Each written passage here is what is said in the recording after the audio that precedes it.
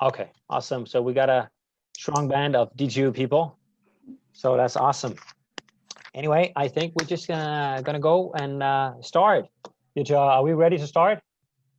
Yeah. We can hit it.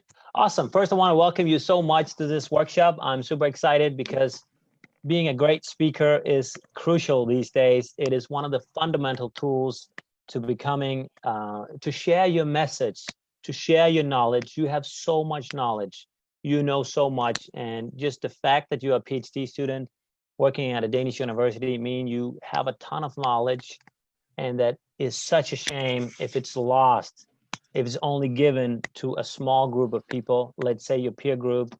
So hopefully with this workshop, the intention is that you can make amazing speeches, not just for your peer group in your research group, but also when you go to a conference, meet more people, and also when you go outside this university world.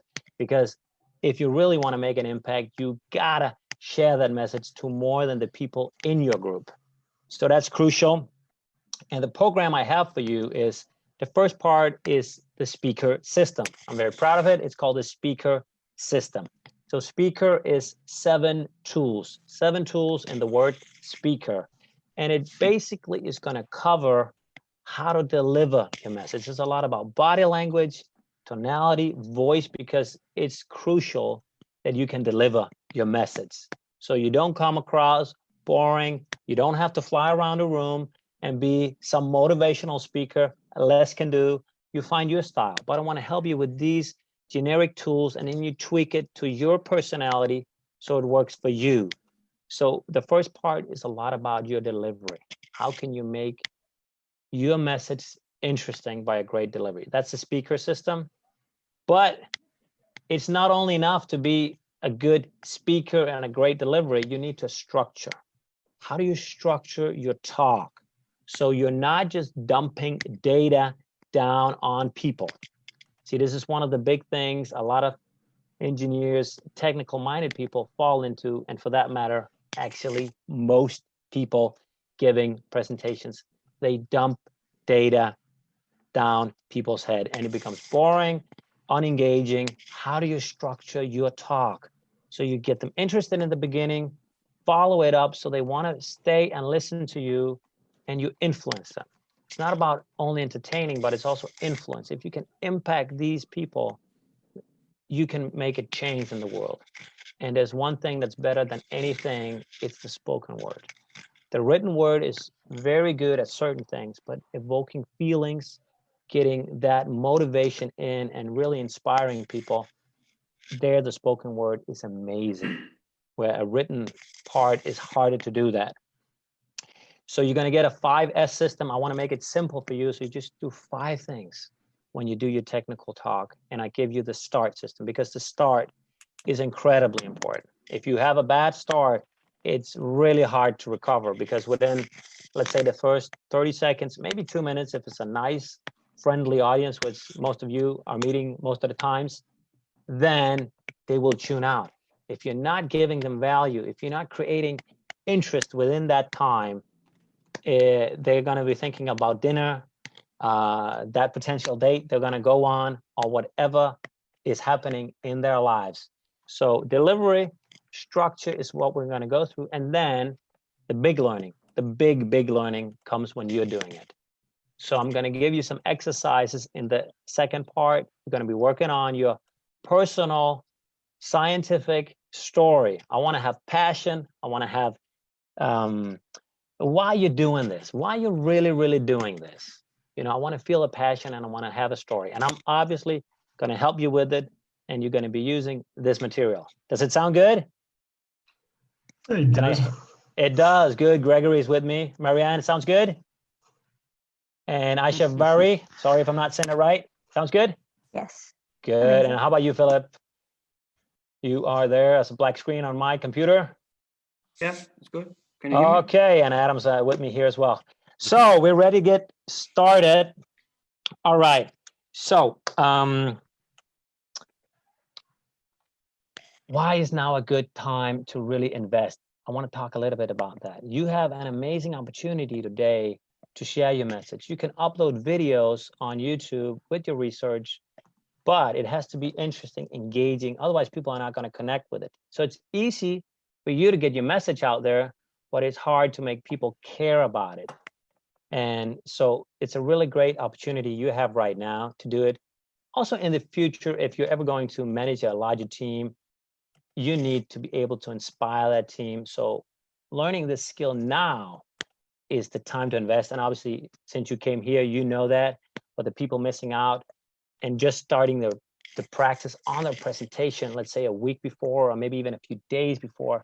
Some people even start the evening before. That's too late. If you want to get good, you want to be starting today, investing in that skill, because then you're ready when you need it. And hopefully you are making some notes along, because I want you to be working just as hard as me.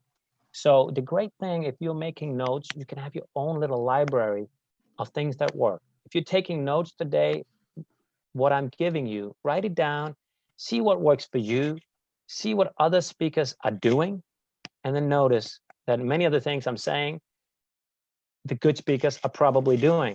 The speakers you're not connecting with, that you find boring, are probably not doing that so much. I went to a seminar 7 years ago when I first really got interested in public speaking, and I still have those notes. It was an amazing speaker. So having the opportunity to go back and look at those notes, re-practice it, will make you an amazing speaker. See, repetition is the mother of all learning. So make some notes, work hard, and then you are ready for success. All right, so let's dive right into it, the speaker system. The first part in speaker is an S. And this first S, I want to talk a little bit about that because it's so important. It's not hard to do, but most people aren't doing it. Most people aren't doing it, but it will make a massive difference. 6 months ago, I was working with a person, and I only taught her that thing, what I'm going to teach you now, and great eye contact. And everybody could see she had become so much better speaker. She improved so much. So it stands. How do you stand? I'm going to take out my microphone now with the phone because I need to stand up. Actually, we can use Yuto here. If you can see him, come on over here, Yuto. Yeah. So he's going to demonstrate a good stance. It's a little bit hard to see because you can't see the entire body, obviously. But we're going to come in here. Yeah. So that's okay. So I want to show you two mistakes people are often doing. The first mistake is I want you to be standing on one hip, like, you know, you're shifting your weight to one hip. Okay, it's hard to see. So I'll just show you how his feet are. You know that when you're on the dance floor and you're shifting your weight, does that make sense, guys back there? You don't want to be doing that. Adam is nodding. Nod if you get it. Yep. Okay, you're getting it. Awesome. Aisha, thanks for the emoji there. Looking good. So that's a mistake because you're losing. It's like you got to be in balance. You're out of balance if you're shifting to the hip. The other one is what I call the Cristiano Ronaldo stance. If anybody loves football, maybe you've seen how he stands when he has to shoot the free kick. Stands like very broad. His legs are very broad. And maybe you can do that stance, the cowboy stance. Yeah, I mean, you want to put your legs a little bit further apart. Very masculine stance. Let me just kind of show it to you here. Let me see here. Very masculine stance. So yeah, obviously one of the limitations here in online workshops. Thank you, Yuto. That you don't want to be standing like that because that you save for Friday evening if you are in the bar doing your thing. So you don't want to be doing that. The thing you basically want to be doing is just you want to stand straight.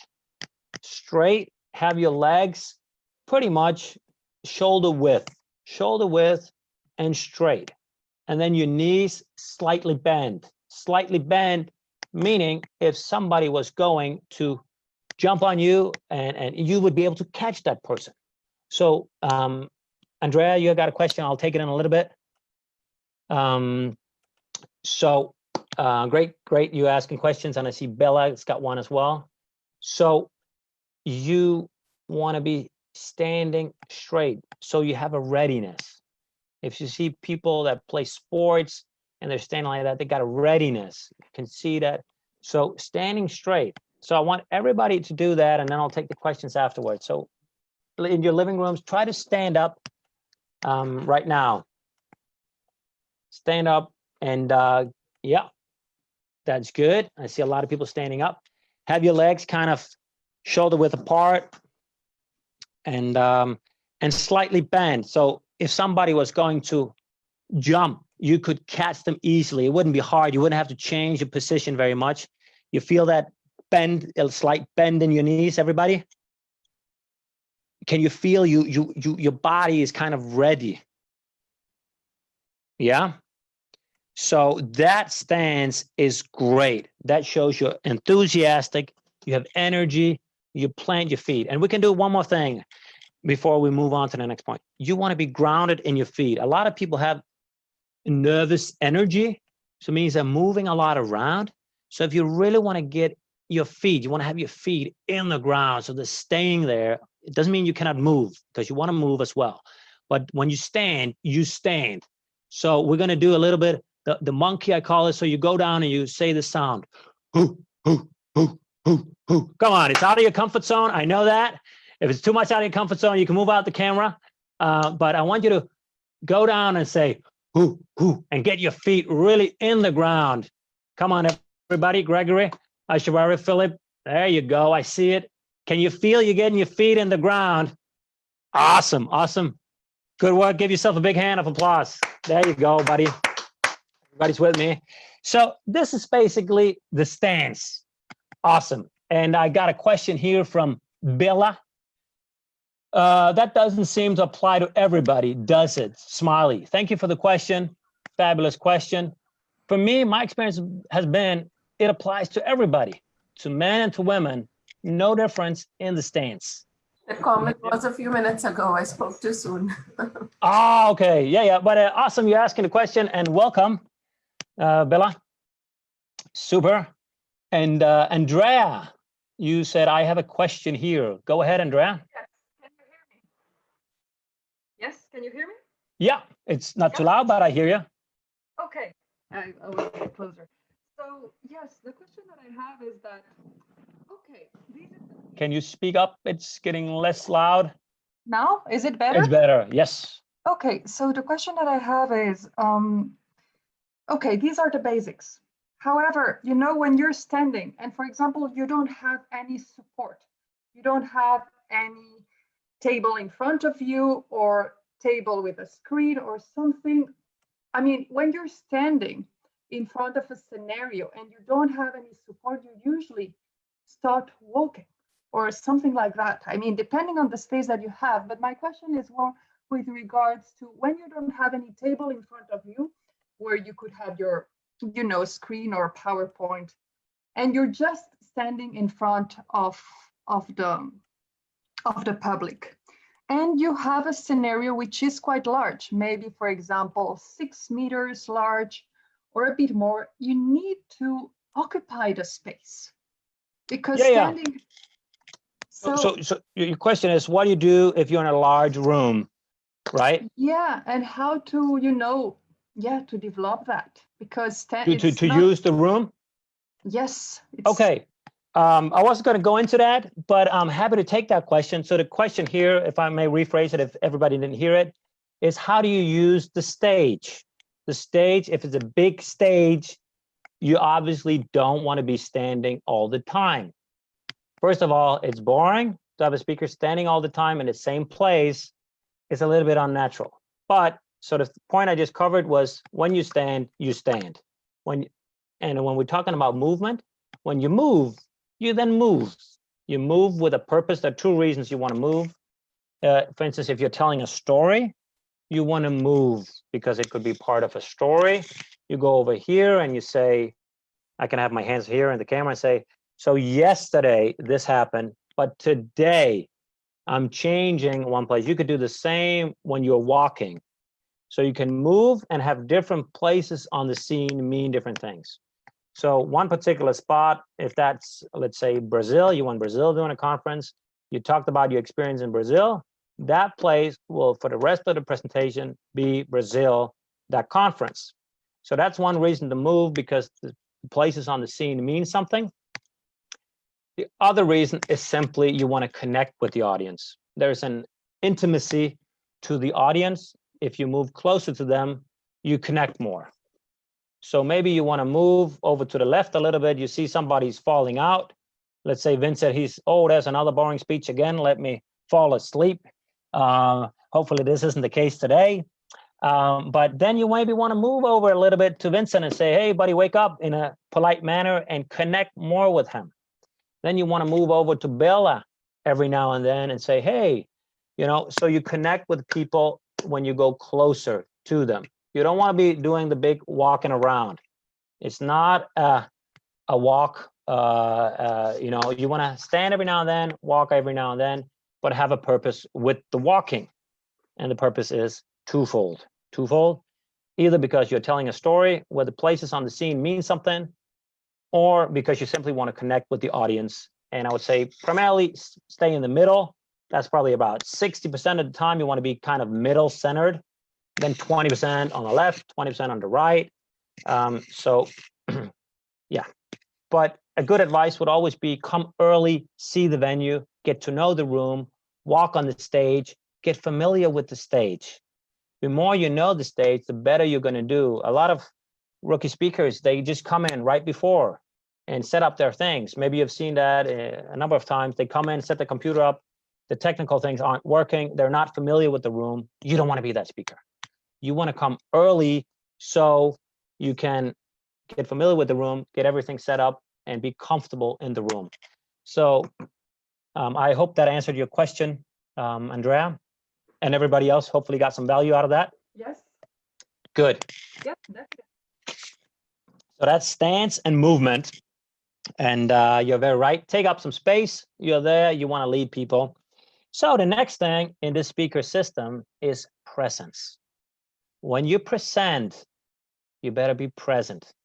There's nothing more engaging than a present speaker.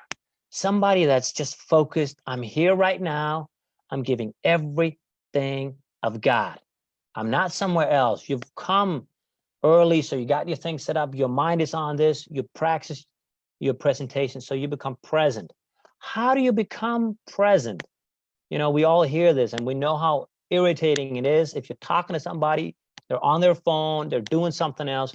You want to give them so much attention. You want to give them more attention than any other speaker has ever given them. You want to connect on a deep, deep level, so they remember you and engage with you. So what do? There's one thing that works better than anything. Eye contact. Looking people in the eyes. And we're going to talk a little bit about how to make great eye contact. So today I'm looking very much into the camera, because if I look away or somewhere else, you can already see disconnection. It's not as engaging. So this is one of the hard things actually when you're doing an online workshop, because I want to look at you down there on the screen and that, but I know I got to look in the lens to have eye contact with you. So let's talk about the different levels of eye contact. Obviously, the worst is no eye contact. Most people aren't doing that. So for the vast majority, it's not a problem. Then it's the level above. You can say the more normal approach is a 1 to 2 second eye contact, which is kind of normal, but you want to connect more. Let's say you are doing an amazing project and you are in a startup competition. You have 2 minutes to sell your project. You don't have half an hour. You don't have an hour. You want to connect deeply with the people there so you can talk more with them. So how do you do that? You keep eye contact for a little bit longer, then you might feel comfortable. You don't want to stare them down. We're going to talk about there can also be too much eye contact, but 3 to 5 seconds is a good number. And you can count in your head, kind of getting that practice in, 1001, 1002, 1003. That's like 3 seconds. See, that's slightly longer than usually, and they will remember you. They will remember you if you look at them. So 3 to 5 seconds. And then you say, oh, am I eyeballing the person down? Because it can be a little bit intimidating. If you stare a person down, you don't want to be doing that. So how do you come around that? You come around it with a smile. Just soft, genuine smile. It doesn't have to be a Colgate smile all the time, but you know, that smile that says, I'm feeling good. I like to be here. It's comfortable. A smile is going to make people relaxed because we mirror each other. When you feel good, your audience is going to feel good. So it's very, very important. You have that smile, and it doesn't, you are not going to lose professionalism. Sometimes there's this myth, oh, I got to be very formal and I got to speak in this strange tone of voice because it's very, very important. No, you just want to be yourself in a good state, connect with them and have eye contact and smile. That's presence. So with that, you're much further than the average speaker. Already now you've been given value. And if you implement just these two things, you will be much better than an average speaker. But one of the problems I also see with presence is insecurity. And it's normal. It's normal to be nervous. If people say they're not nervous when they go up and speak, they're probably lying. 9 out of 10 people will probably be lying as they say, I'm not nervous. You know, I always get nervous before a speech. Now I've been practicing so much. I got so much training in that it's becoming less and less. I have tools and technique, but it's still there. I've been doing this 3, 4, 5 years. It's still there. So if you're just starting out, it's normal that you are nervous. You got nerves. That's not a problem, but it's a problem if you start being so much self-aware and the focus goes away from the audience and on you. Oh, how's my shirt looking? How's my voice sounding? Did I say Did I say do? Did I do something wrong? Then the speech becomes about you. When you're there, you just want to go with the flow and give it all you got. And if it happens to not be a great speech, that's it. Look at it later, improve afterwards. When you're there, you want to be there. So how can you keep your presence on the audience? Let's say you start thinking about, for me, it's always, I don't know, it's a strange thing, but that's my thing, is my zipper down. This is, I don't know, for some reason, that's my fear. That I'm checking that a couple of times, you know, before I ever speak. But how can I connect with the audience? I look them in the eye. You cannot help not to connect with them. If you look them in the eye, you look them in the eye, you connect. And you want to look your audience in the eyes like random places. You don't want to be doing like we had a Prime Minister, Anders Fogh Rasmussen. I think he got in about 20 years ago. He was very famous for doing his thing. I look to the left, eye contact. I look in the middle, eye contact, and I look to the right. And then I go back and look in the middle, and then I go left again. See, that's a monotone, or it's predictable. Everything that's predictable is boring. Our brain is built to see strange things happening. If you know what's going to happen, it's boring. So you want to connect a little bit in the back. Maybe you want to do in the front. And you're going to do left. You're going to do middle. You're going to do left again. You're going to do right in the back. So there you look at it. And I got a great question here from Marco. I'm going to answer that as well. So basically, you want to have no system with your eye contact. And if it's a large audience, the question is, how do I keep eye contact with a large audience? Great, great, great question. Thank you, Marco. Thank you so much for all of you that are giving questions. See, the thing is, if it's a large audience and people are sitting way in the back, it can be hard to look them directly in the eyes. However, what you do is you look them as good as you can in the eyes, and they're going to think you look them in the eye. You just find a spot and you look them there in the eyes and you go as far. If it's a dark room, you still find a place to look because the people will think you look them in the eyes. You know, this is how you do it. Does that make sense? Little thumbs up on the screen if that makes sense with eye contact. There, Vincent, Gregory is also in there. Awesome. And Bella with your emoji thumb. That's great. So that's eye contact. Already now you are on your way to really making great presentations. The next thing I want to talk about, something that most people don't talk about, but it's incredibly important. It's incredibly important, so it's very important you make notes about this. It's your energy level. See, most people apply the method that I call cross your fingers method. I hope my energy is good. You don't want to be applying that method, because if you're having a bad day, if things are tough, you know, and your audience doesn't care if you are doing well or you're doing bad, you come in and say it was a tough morning. I don't care, you know, give me what you got. So you want to have a great energy. And I'm going to tell you a little story from my life, how it can really help you if you do this systematically. So this was the 9th of January this year. 9th of January this year, my mother-in-law, Marianne, she was going in to the hospital in Hillerød up here in the north of Zealand for a checkup just before New Year's. And no problem, we weren't really worried. She's just a checkup. She's an older lady, 73. And she has then been in the hospital then for 10 days. And the doctors are then calling my wife, Marie, and says, this situation is critical. It can go both ways. So that's a Wednesday. We get to know that it's critical, but we still think she will make it, because it's like, this is unheard of, that things change so much. So we all get really nervous. And on Friday, 2 days later, after that Wednesday, I'm about to make a workshop in a company called Ramble, one of the biggest consultancy companies in Denmark.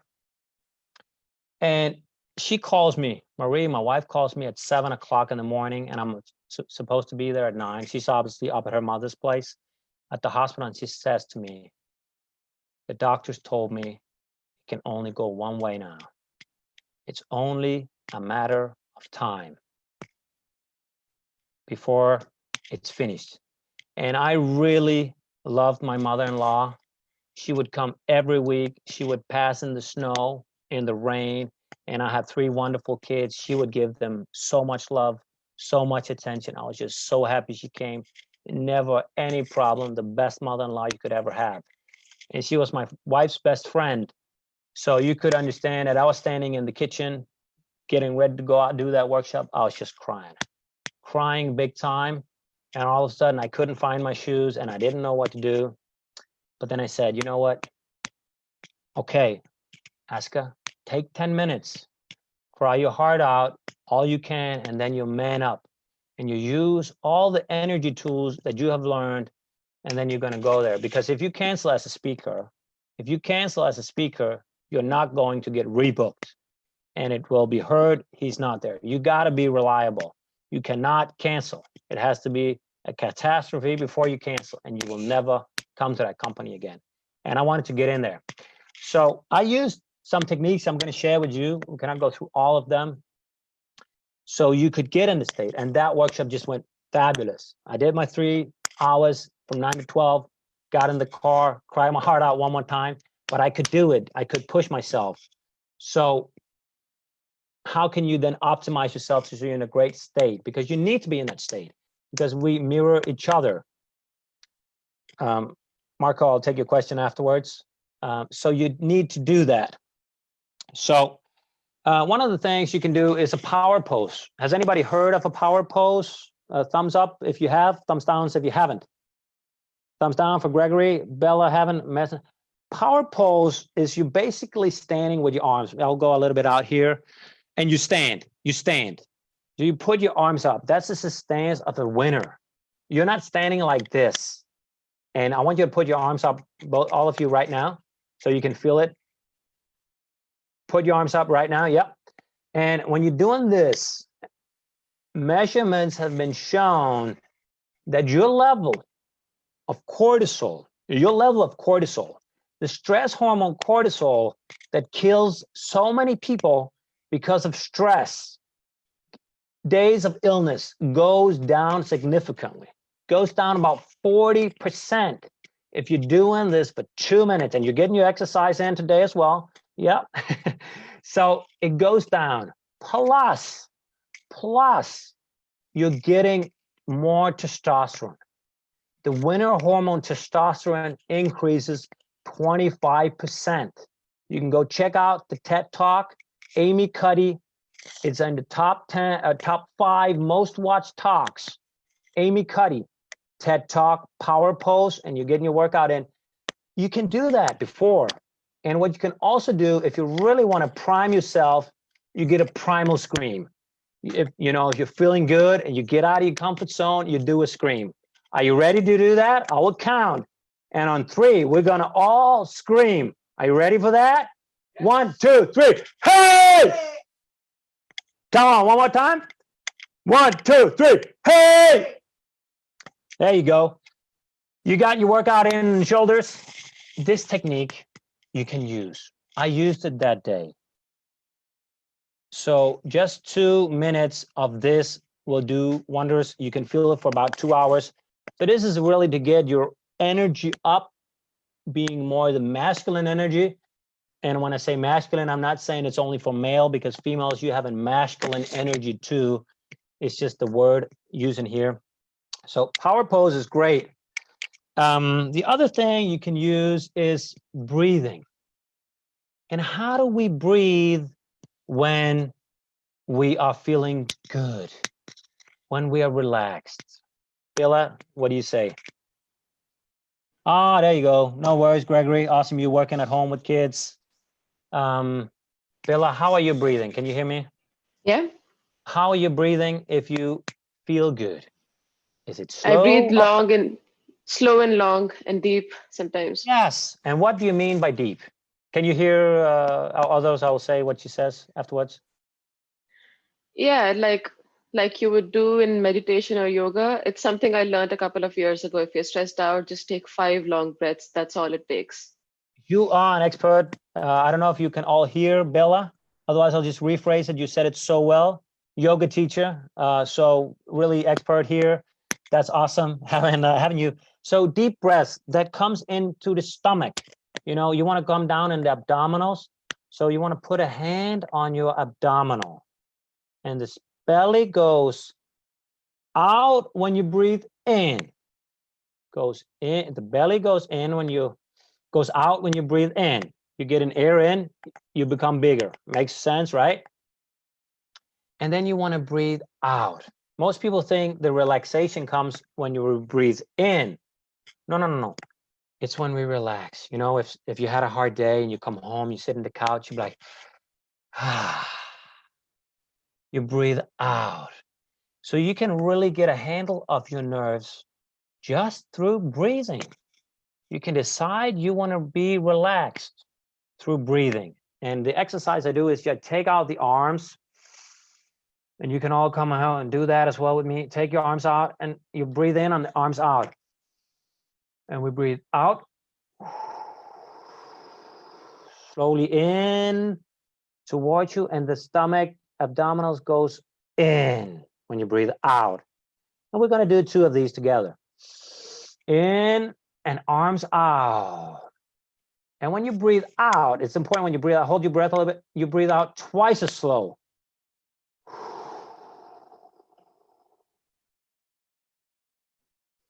So we're going to do a last one. Breathe in and breathe out. Do these 10 times. You're going to feel wonders. If you're having a stress day, it doesn't have to be before a presentation.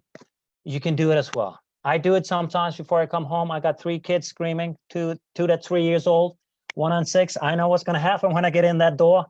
And my wife picked them up. It's going to be a war zone in some ways. So this is just wonderful to do on the stairs before going in, doing a power pose. You can use it obviously in the context of public speaking, so you get a handle of your nerves.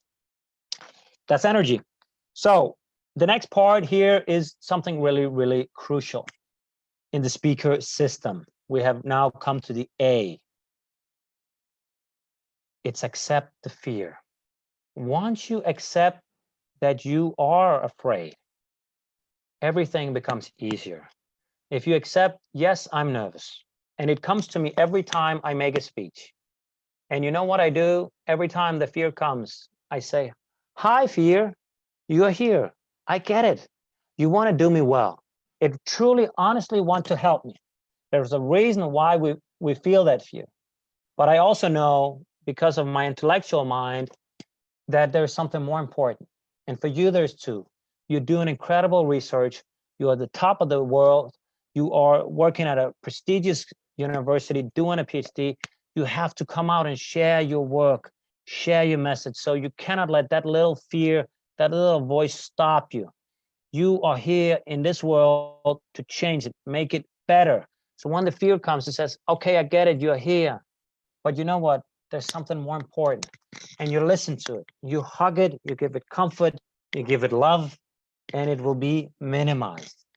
Most people dull their fear. I'm ashamed to say it, but Danish people, most people can't go out at night without drinking tons of beers if they want to meet somebody, a potential partner, because they're afraid just to talk to new people.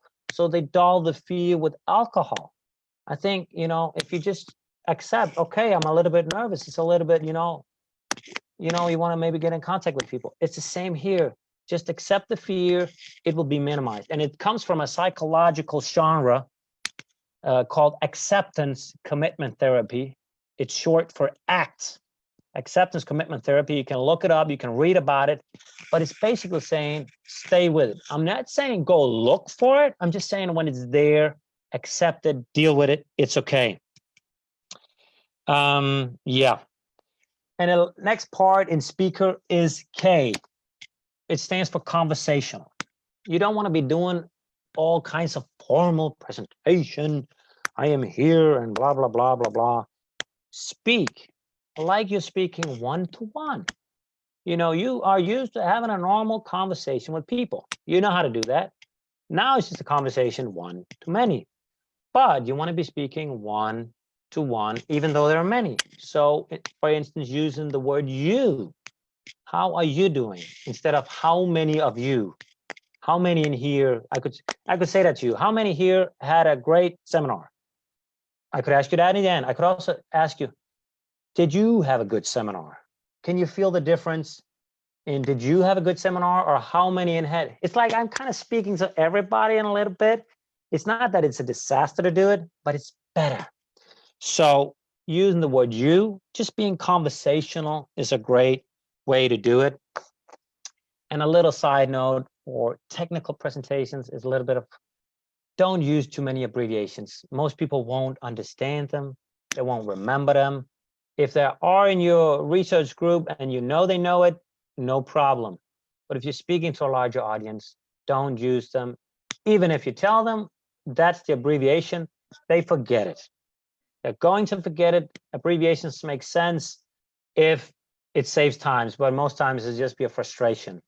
So don't do that. So just be conversational, relax, take it easy. You're going to be fine. You're going to do well. So we have two more left here in the speaker system. The next one is ear. Ear, you want to be talking to the ear. So your voice is incredibly important. There's a lot of research shown that the voice is very, very important. So you need to both go up in volume and you need to go down in volume. You need to change your pause, your pace. Sometimes you want to be speaking fast because you're really, really enthusiastic. You really, really love this topic. And other times you want to be thoughtful. Listen, this is so important. You got to take this in. Can you hear the difference it makes when I'm changing the voice all the time? It is crucial that you do that. So usually if it's a physical workshop, I will make people count to 20. So I'm going to be counting now, and you're going to see if you find this somewhat interesting. I'm going to see what happens. This is counting numbers. 1, 2, 3, 4, 5, 6, 7, 8, and 9, 10, 11, 12, 13, 14, 15, 16, 17, and 18, 19, and 20. See, that was just counting numbers using my voice. And I can see from Bella, you're smiling. So I am assuming it wasn't all too boring. can you see, you can see just counting numbers. This should be the most boring thing in the world. If you can make counting numbers somewhat interesting, think about what you can do with your research that is actually interesting. So changing your pace, changing your volume, listening to your heart, you're really going with it, that will make a difference. And pause. Make longer pauses than you need. Because you're probably nervous. Most people are 100%. And that means you get a time distortion. Means things are going faster, slower than you think. When you think 10 seconds has passed, probably only 5 has passed. So you have a time distortion. So keep some good long pauses. It's there to help your audience. Because when you pause, they can think. They can take the things in. And the mistake I often see is if people are cut in time, they then start speaking faster because we've got so much material we've got to cover, so I'm just going to speak faster and we're going to get through it all anyway. You're not going to give them value. Cut out content. That's what you got to do. You got to know what is more important and cut it out then. So pausing is incredibly important. You can practice when you're making videos, practice with your audience. 3 seconds is a good thing. Count a little bit. It's going to also make you more comfortable. So that is a great way to do it. And make sure the sound goes down to the back of the room. You want to hit the back of the room. So you really project your voice. Now, I see a lot of people just speak into the first 1 or 2 rows. If it's a larger room, speak all the way down. Send it down there. You can feel it. I know it's a little bit woo-woo saying send the sound down there, but you can do that. You can feel it, and you listen to your echo. Listen to your own voice. It will come back to you. You'll be surprised when you come in the room and you get familiar with the room. So that's also how fast should you talk. It depends also on the room. What's the echo? Some rooms you got to speak slower because the sound's got to travel further. So ear, voice, incredibly important. I always do voice warm-up. If you want some great videos, tools, techniques to train your voice, warm it up, just shoot me an email afterwards. I'll be happy to send you a few links so you can do that. It's just 5 minutes before your presentation. You do that half an hour before. You'll feel wonders. It'll be a miracle for you. So last part in the speaker system is rehearse. And you're actually experts on rehearse. Because what is rehearse? Is it standing in front of a mirror, talking to the mirror? Is it standing in your living room, speaking? Sure, those things are okay. But actually, you don't know if it's working because you've just been speaking to yourself. And usually when we speak to ourselves, you're like, yeah, it's awesome, it's working, I often say, I see myself, I speak to myself, and this is incredible. 10,000 people are crazy, wild. I record myself, I'm like, okay, yeah, there's a little way to go. So a great way to find out if your content is working is using the scientific method. The scientific method that you're using probably every day in your work. What is the scientific method?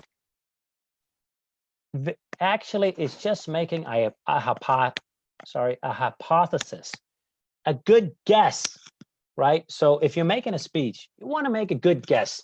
What is good speeches? For instance, a guess could be, let me have a PowerPoint with loads of text.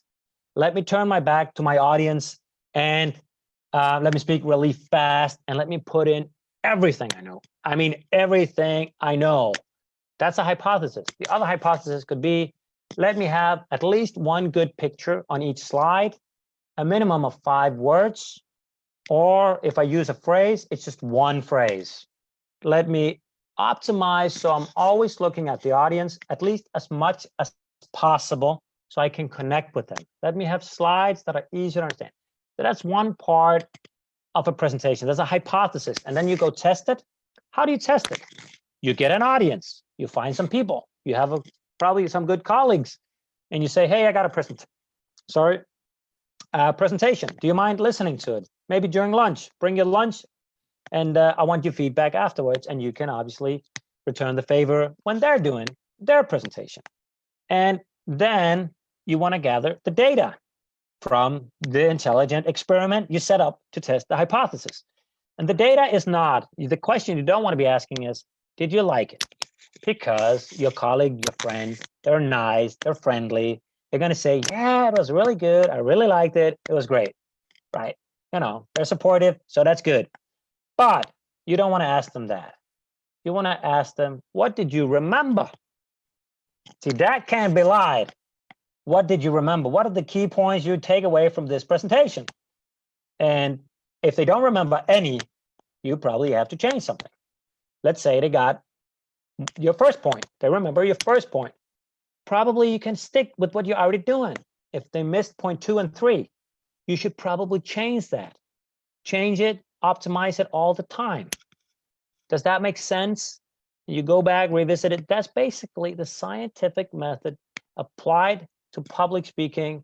And I shouldn't be telling you this because you know this so well from your PhD thesis. I'm sure it's based to some degree on this method. This is what really changed the world of science, this simple method that we take for granted now, but apply it to public speaking. I see so many people that never apply it and just do the same old thing again and again, and it's such a shame. No improvement happening there. And you want to rehearse more than you think, because I want you to care more for your audience than any other speaker. If you have 200 people come to listen to you, you better have practiced, you better have rehearsed, because 200 people times half an hour, that's 100 hours, that's close to 3 work weeks. So you better have prepared that. And the more you prepare, the better speaker you're going to get. Every time I speak, I've obviously done this speech before, or a similar speech, but I want to practice. I practiced also this week, so I was sharp, getting it in, getting a little bit better every single time. So the more you rehearse, the better you're going to be. And what I love about practicing is you will be relaxed. Everything else will be easier. You'll be more relaxed. If you get a question, you can stop. You can take it and go back to your presentation, continue where you left off. You guys were giving me great questions. So I answered it. I could go right back to my speech because I practiced it. So you want to be relaxed and practiced. And the old Greeks had a great word, phrase for it. They called neos apparent, which means is you have practiced so much that it seems natural, that it seems like you're doing it for the first time. If you see great stand-up comedians that have done their show hundreds of times, it looks like they're doing it for the first time, you know, and you want to be at that level too, really engaging people. So put in the time, make a schedule, put it in your calendar. Okay, I got to practice the speech every day. Let's say you want to do it, it's a 20-minute speech. You could set aside 20 minutes every day to do it. Put it in, I got to do it. Don't wing it. Please don't wing it. But you're here, so you're the good people that really want to learn this. So this is the speaker system. And I don't know if I covered all the question. Oh, I got a question here with eye contact. You look randomly. I hope I answered that question, Marco. Did I do that, Marco? Otherwise, let me know one more time. And then there is, how do you rehearse precisely? Record as well, Mira? For me, this feels always artificial and I'm not getting the same feeling. So this is a question from Marco, if you should record yourself. I would record yourself. I definitely would.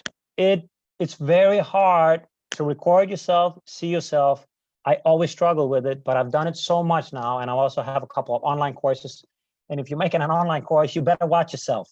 So I've gotten used to it. And one of the reasons why you probably don't like watching yourself is because your voice sounds different. Because we have some cavities, we have bones. So when we speak and the voice comes out, we hear that in a different voice because we hear it inside our skull. So when you record it, your brain is saying, hey, I don't sound like that, do I? And most likely, you have a great voice, Marco. I haven't heard it, but a lot of people say, oh, I have a terrible voice when I record it. And 99 or at least 98, 95% of people have a normal, perfectly fine voice. Obviously, there's a potential to optimize it. For most people, no problem. Every now and then, there's one you'll be like, okay, I really recommend a voice coach to get this handle. But if you are like the vast majority, Marco, it's a normal voice and it's probably not a problem. So there are different ways you can kind of get over this mirroring thing or watching yourself. You can start watching yourself without sound. And then you can do one where you just hear yourself. So it's not like your toes are all crumbling up when you're watching it. So you can take it in different steps. Maybe you want to do 30 seconds. Personally, when I made my first online course, I just simply had a friend, a great speaker. One of my friends is a speaker. I said, Asbjørn, you got to tell me if this is good enough, because I couldn't see it. I couldn't see it in the video. So I would do that. So here is how do I practice voice modulation. I always feel I deliver flat presentations. Yes. So that is easier to work on if we're one-on-one. But basically, most people are probably using 10 to 15% of their voice. You want to go down in volume and you want to go up in volume. You want to change your pace. So you basically, the different things you want to change. But one of the best ways to do it is to go to the extremes in volume and pace, and find your passion. Think about why you love this topic. If people can feel that passion, it will come through your voice. A lot of times we get hung up and, oh, I was in the lab doing this thing and not really maybe thinking about why you're going there. You're going there for a reason, to help some people, right? And that's the passion you want to feel. It's not the mundane work or, oh, you said in the commas, right in the articles. All of that is helping towards a bigger purpose. And you want to connect with your big purpose. So you really find that. So ACT, a timer is great. Timer is great.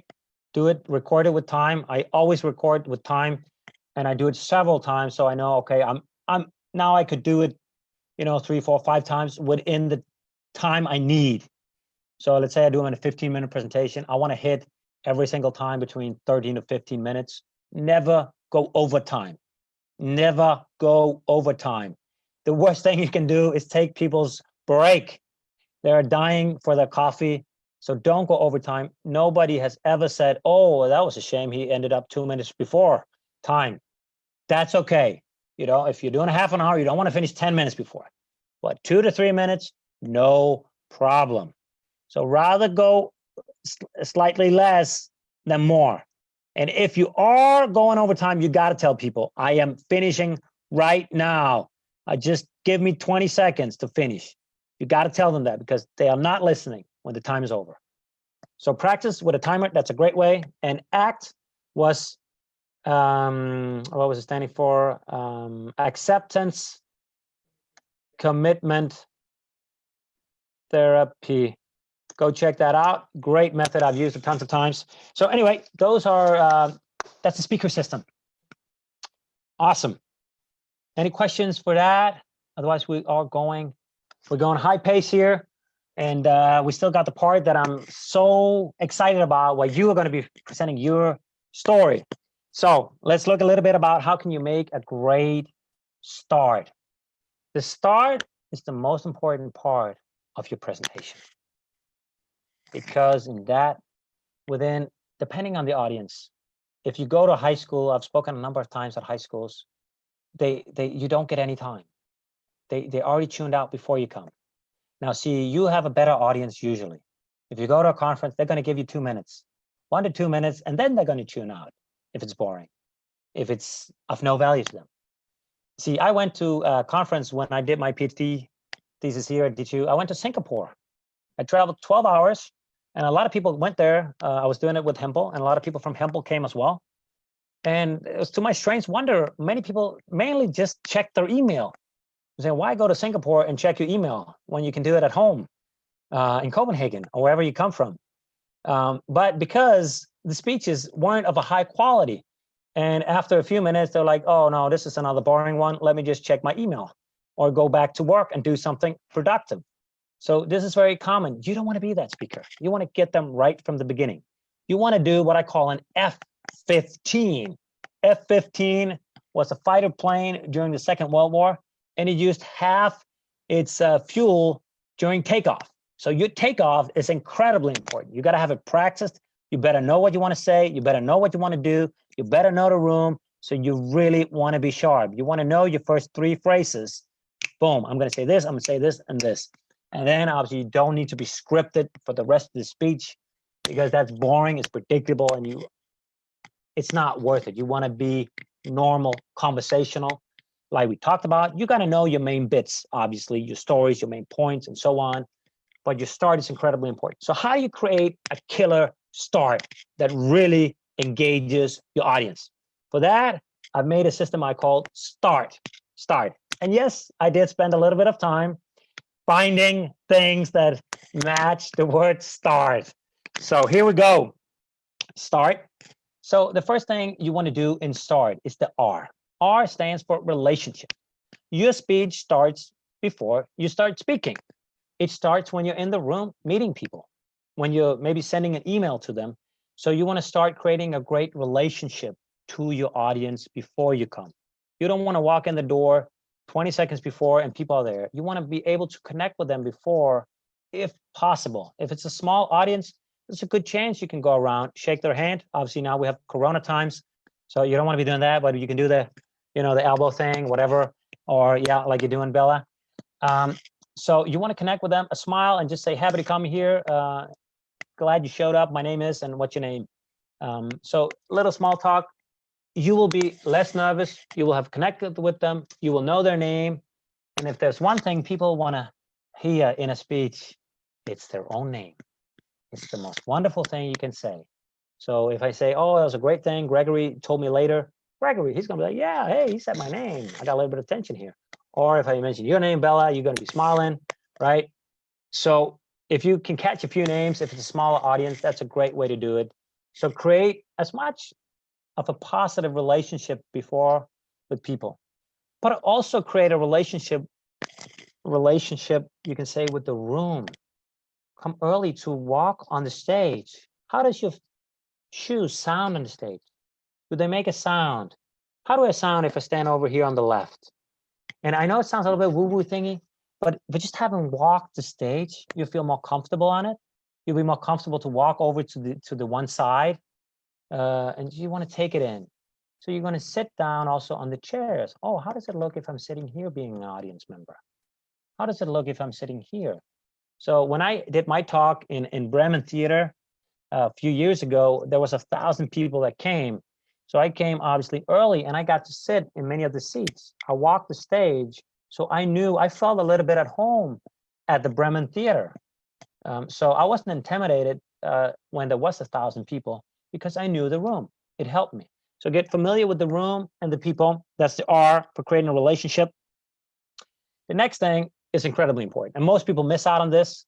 It's the A. A. Most people just dive right into their content, their information. You don't want to be doing that. The A stands for audience. And they only come for one reason. What's in it for me? What's in it for me? What can I learn? What can I grow? How can I get better? These are the things. So you want to tell them directly what they're going to be learning. If I'm doing a public speaking workshop, I could, for instance, do it indirectly, asking a question. I just want to check I'm in the right place. If you would like to become a more confident and charismatic speaker, then please raise your hand. I could say that. And then people know it's about creating confidence. It's about being charismatic. So I'm telling them what's in it for them.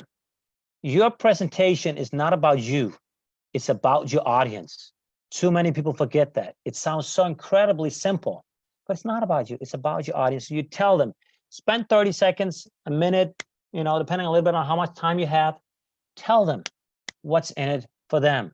I'm going to be showing you a method where blah, blah, blah can blah, blah, blah. And I think it might be relevant for a lot of you in here in your research, even though you might not be working in the same area. I want to show you how you can apply some simple statistics in my project, or I want to show you a tool that I used, blah, blah, blah. So can you make it for them? What's in it for them? That's the A for audience. The next part is subject. See, A is you telling them what you're going to give them. Maybe they're not interested. You come to the restaurant and you tell them this is the menu, but you're like, hey, nah, not really. That's not a great menu. Then you go into the subject and you tell them how important this is. if we're talking about public speaking, I will elevate the importance of the topic. I talked about, if you ever want to manage a team, you need to be a great speaker. If you want to continue in this world of research and you want to have funding and you want to be able to attract funds, not just through written words, but the spoken word, you have to be a great speaker. If you ever one day go to the EU and get massive funds, you better be a great speaker. If you want to have people outside your research hear this and understand this message, you better be a great speaker, because you're not going to change the world if only the people in your peer group think this is great work. Obviously, that's going to give you some success, but if you want to reach the masses, you have to be a great speaker. If you ever one day start your own company, at the moment I'm working with a startup company. They want to attract funds. They want to have some money and smart people help them on their board. You better be a great speaker. You better be a salesperson. And all we do is always speaking. If you're speaking one-to-one, it's the same thing. If it's a job interview, in the future, I don't think it's going to be very long before it's common practice that you send a video along with your CV and application. They want to see you. They want to feel you. I have a friend, he's got his own company, and he says, ever since I did that, I'm right about the applications 90% of the time. Before it was 10, 20%. So he saves so much time. And it's a cleaning company, so they have a lot of people come and leave. It's a lot of students' jobs. So he spends a lot of time hiring people because they're typically only there during their studies. So that will be the same for you. So elevate the importance. You can see how many areas that public speaking is relevant to. Maybe you can do the same in your area. Try to think outside the box. Think outside the box, what changes, what makes your topic really important. So it's not just the common few ones. Maybe it's a change of mindset of people. It's not just the technology. I don't know what it could be in your case. So elevate your subject. And the next one is time. Time, we need to make people do something. If we don't make them do something today, it's probably not going to happen. So the fact is, if you take some great notes and you never ever, and you think, I'm going to look at Asger's notes next time I have to make an important speech in, let's say, 3 months, you're not going to do it. You need to regularly make people do something, and preferably you should start your own schedule of practicing, within 24 hours. If you're not applying the things people are saying, pretty much within a day or two, people are going to forget it. They're not going to do it. So can you put a timer on and do it? Like I'm saying, I'm provoking you a little bit. If you're not applying this right away, you're probably never going to do it, right? So can you make time an essential trigger? You know it from sales. Oh, it's a sale, and oh, okay, it's only 1 week. I better buy this thing because it's going to go up in price. So time, make it crucial. In public speaking, like I just made it, it's going to be common, mandatory to send a video with your application. And the final point is trust. There are 2 T's in START. Trust. Why should they trust you? Why should they trust you? That's the question. And a lot of people make the mistake of reading their CV, and there's nothing more boring. You have been to presentations where they start reading their CV, right? I've done this, I've taken this degree, I've done this article, I've done this. It's boring. I get it, you want to show some results, but can you do it somewhat indirectly? Can you, tell a little story? I got really passionate about this because of a course I took back at university, or my mother has always, or my family, this thing runs. So I've always been passionate about this. If they can feel your passion, they know you're committed. So, tone down a little bit on the CV thing. I'm not saying you're not allowed to say, I've studied this course, I've taken this degree, I have my PhD here, but then, keep it to a minimum of 2 or 3 things, because it's also a lot of times it comes from insecurity. We need to tell that we've done a lot of things, that I can stand here and talk about this. Just give them value, and they are going to trust you. So see if you can come around that a little bit. Does that make sense, what I'm saying with the START system? Can I have a thumb up or down? What if any question? Vincent is up. Billa, you up there? Philip, are you with us?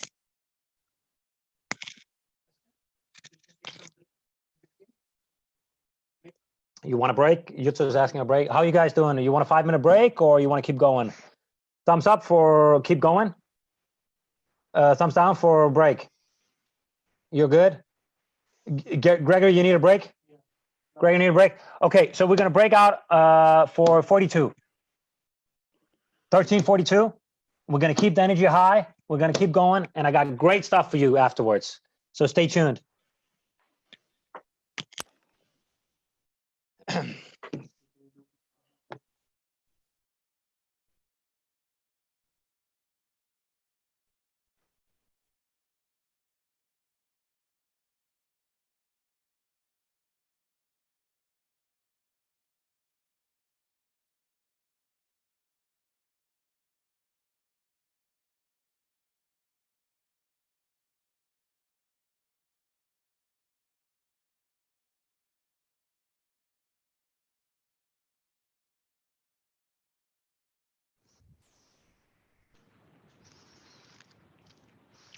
Hej Christian.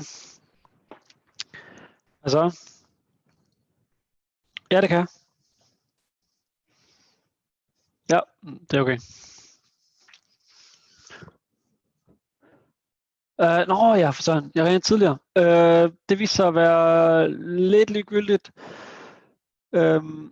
Eller jeg fandt i hvert fald ud af det på en måde. Ved du, om vi har nogle kasser til robotter liggende sådan på East?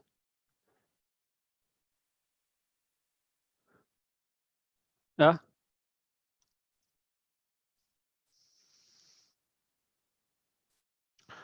Ja, hvor ligger pallerammerne henne?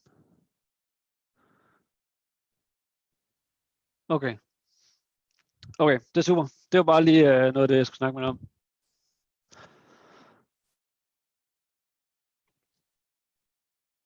Okay.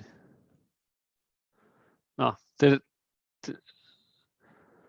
ja, der var i hvert fald ikke lige, jeg tror ikke lige sket noget. Det husker vi til næste gang, tænker jeg, så må vi.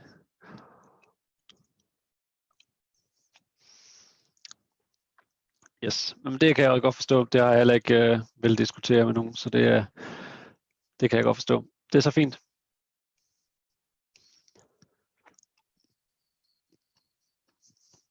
Ja, men vi finder ud af noget. Det er også fordi, de er lidt dårlige positioner for at pakke ned og så videre, de der robotter, så skal man. Men det er så fint. Så ved vi i hvert fald til næste gang. Super, tak. Vi ses. Hej. Tak lige meget.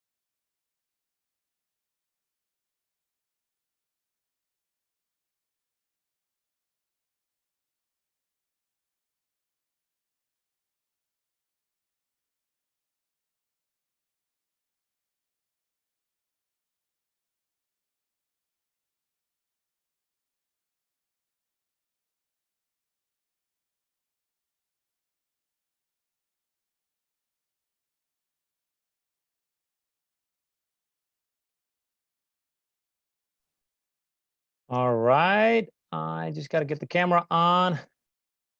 You two, do you know how to do that? I think I unmuted it. Oh, start video there. All right. I'm back. Are you guys ready?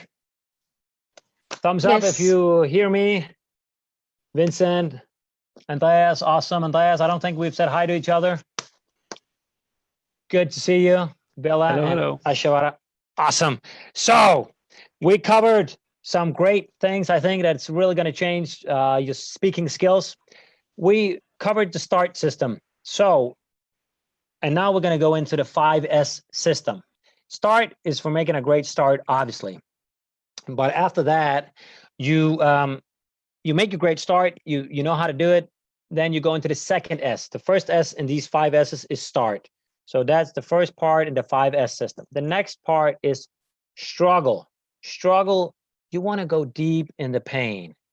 You really need to feel that pain. You want to talk about the different kinds of problems. If this is not fixed, what happens? I could be talking about public speaking. You know, what happens? You're going to be making less money. You're not going to be promoted. You're not going to have the influence you're going to have. And find different struggles. See, we human beings are built to solve struggles. This is what we are here for.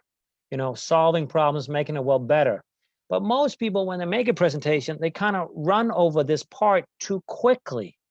So you want to build some excitement, because if you can then spend a good amount of time on the problem, then people are start wondering, okay, how is this solved? So you really need to go deep in the struggle. So, you know, psychology doesn't have to be complicated. There are two things that move people. One is the pain away from something, and pleasure towards something. So if you really hone in on the pain, you are a long way to creating a great speech. So you need to probably spend more time on the problem than you usually do, on the struggle. Let's say you're telling a story to kids, and it's like, there was this dragon, I went up and killed it. That's not interesting, right? You need some struggle. It's the same in your research.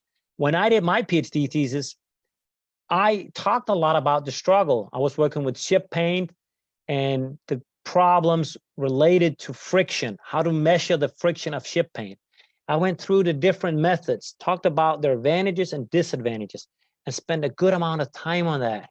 So then when they were finally like, okay, now they would be ready and interested in hearing the solution. So most people jump right into the solution. See, here's a problem, and spend all the time on the solution. I need you to spend more time on this problem, on the struggle. If you get a little bit personal, if you dare to do that and the context is right in a technical presentation, you can use what I call the 3F method. The first is your first times, not your first time, but your first times. Because typically you're not very good the first time you do something, right? So the first time you go in the lab, you talk about how you screw up and you didn't get the equipment to work and blah, blah, blah, all of that. Talk about your fuck ups, you know, or failures, things you made. Maybe you spent 3 months doing something ridiculous, but at that time it didn't seem like a ridiculous thing. You know how much empathy you're going to get if you share some of your faults, some of the things, you know. For instance, when I did my bachelor thesis, we were working with oil and we were doing things around viscosity. And there was this guy that was making a graph for us. We were 3 people in the group, and he made this graph, and we spent hours thinking about why one certain data point was always in some strange way. It was not in the system we had. And then we never discovered. But then I remember the night before we had to present, I was looking at the graph. I went into the Excel sheet, and then I found out that the guy made a mistake. And we had several meetings with our supervisor. That's a true, you know, fuck up, a fault. And we share, and if you can share that, if you made a mistake, you're a long way to success. And there's nothing wrong in that. People are going to empathize with you, and it's great you're going to do it. A lot of times in this scientific research world, we have the shield that we only present what the right thing is. connect with them. Connect with them through your failures, your mistakes, your fuck ups. If you're ever telling a personal story, put in that some things you did wrong. So go into struggle. That's a big thing. And now we come to my favorite part, which is storytelling. Storytelling. Every great presentation has to have a story. If you can give me a great speech, a historical great speech without a story, you know, I'll buy you a round of beers. It's on me. If you can find a great historical speech without a story, beers is on me. So the 3 F's: first times, faults, and sorry for my word, fuck ups. Those are the 3 F's, and depending on, you know, your comfort zone, you can share that, you know. First times, that's probably not too hard, you know. First time I went in the lab, this and this happened, and I did this mistake. Faults is if you have done something wrong over a longer period. Fuck up is you know, that's what we did in our bachelor thesis. You can say that was pretty stupid, not just of the guy that made the graph, but also of me and the other one in the group, that we never looked in the Excel sheet, just looked at the printed graph. So obviously that was not just on him, but on all 3 of us. And yeah, it was pretty embarrassing. So I still remember that today. So share those stories.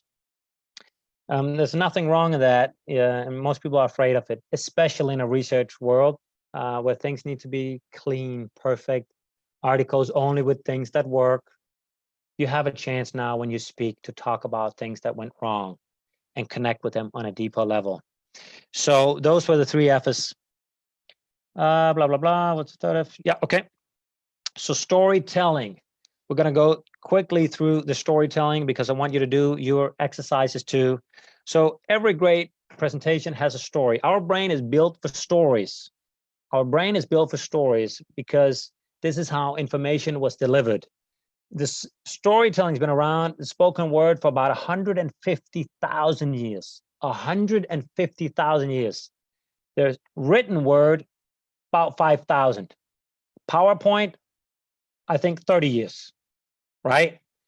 So a great story, if you can incorporate that in your speech, you're gonna be amazed what happens if you do that. So how do you build this story? And actually, it's been proven that now it's been proven, we have known it for a long, long time, that storytelling is the name of the game, but it's been proven by a researcher called Kendall Haven. He and 47 other researchers, neuro researchers, had made this huge research study with more than 1,000 people, having people put them in EEG scanners with electrodes on the head, and you can measure the blood flow. They had spit tests of oxytocin, the love hormone that makes us bond, dopamine, the excitement hormone, before and after the story. They had pre-interview before the story. They had right after the story was told, 1 month after, 3 months after, for retention. How much could they remember? And they found a formula for a great story that makes an impact on people. And that I want to share with you. I have done the work, so I have eased down on the research and made it easily applicable so you can go out and share a story without reading his heavy research. By the way, I've also interviewed him, so if you ever want to have the interview with him and me, you're welcome. Just send me an email or let me know here in the link below. I'll be happy to send it to you. It's about an hour long. So Kendall Haven has shown our brain takes in information, and I'll prove it to you. I'll prove it to you that your brain is built for stories. So are you ready? Okay. Person 1, where is Maria? Person 2, I didn't want to say anything, but I saw a black BMW parked at Peter's house. Let me say it one more time. Person 1, where's Maria? Person 2, I didn't want to say anything, but I saw a black BMW parked at Peter's house. So what's happening up in your head? You making a story? Story about something that should not be going on, right? Maria, what's she doing? She having a lover? Is it something? It could be all sorts of things. It could also just be person 1. I didn't say they were connected. I didn't say person 1 and 2 were connected, but you automatically made that into a story. And you like struggle, you like problems. So you thought, hey, there's something she's not supposed to do that she's doing, right? So you turn things into stories. So you better tell stories, because if not, the information you're giving the people will be distorted and maybe changed, and they don't understand it, they don't get it, and they make their own story. We convert information into stories. We will distort, change it, and make it different. So, and one of the most powerful things is telling your own story. I just want to read a great, sometimes when I read for my story, my daughter, 6 years old, is Winnie the Pooh, and then he's asked, which story do you want to hear? And then Winnie the Pooh answers, I want to hear the story about me, right? I think that's pretty funny. You want to hear the story about you. And it's not dangerous to tell your own story, because we just put ourselves into the story. For instance, my mother, she talked a while ago to somebody that lived in Austria during the Second World War, and she was talking about how she, with her 2 kids, got to escape Austria and come to Denmark. And my mother loved the story because she put me and my brother in the story and what she would have done. So people are putting themselves in the story, and it's basically the best tool you can have besides actually doing it. We can visualize things. Our brain can visualize things. So if you're on the savannah, you tell stories about how you hunt down the lion or the animal, because if you just put you out there, you're dead. Boom, you got one chance, one life, right? So stories work. How do you make a story impactful? That's what we're going to cover right now, very quickly, so you get to do your exercises as well. The first thing you want to do is, I call it curtain in the 7C storytelling system. Curtain, when you're at a theater, you remove the curtain. You see the scene, you describe the scene, you want to have the senses, what you see. Tell me, what are you seeing? What are you hearing? What are you feeling? Hit 2, 3 senses. Doesn't have to be all 6. Put a little bit in, you know, then you're there. If you're talking about a conference room, you don't need to do everything in a conference room. You can say a conference room with this huge big screen up on the stage and loads of chairs filling the whole conference room. You already are making a picture of a conference room right now. The next thing we're going to cover, then you need characters. You obviously need characters. You need a hero, obviously. You need an enemy. An enemy doesn't necessarily have to be a person. It can be pollution. It can be a book or something. It can be all sorts of things. It can be a mountain you want to climb. So there are a number of ways. It can also be a person. So we need a hero, an enemy, and if you want to make it impactful, you need a helper, somebody that helps you, because every hero has some flaws and mistakes, right? Superman, nobody liked to read Superman, so they had to give him some flaws. Kryptonite, oh, he got popular after that, because we need some flaws. This is the first thing we look for, flaws, but it's the last thing we typically give, right? So if you can have a helper helping the hero, it could be your supervisor, it could be your mother, it could be a book you read, then you're going to be much more relatable if you're the hero conquering the mountain because you got help. You want to have a goal. What's the goal? But also, what's the motive behind the goal? Let's say the goal is, I want to get some milk. Okay, I went down and got some milk. It's not very exciting, but if the story was, I got to have that milk because otherwise my mother would die and the country is lacking milk. It's very hard to get. Now there's a motive and the story is interesting. A lot of times we don't know the motive, but if we know why you're passionate about it, why you love it, it makes a change. And you got to have a conflict. Conflict, every great story starts with a conflict, and we want to know how these characters deal with the conflict. If you have a longer story, you come up to the climax. If it's a short story, you just have one conflict, that is the climax then. But a longer story, you have conflicts building up to a climax. And then finally, you have a change. You have a change in the hero, in the person. This is the big thing when you've probably seen Star Wars. So Luke Skywalker obviously changes, becomes a Jedi that can do amazing things as a fighter.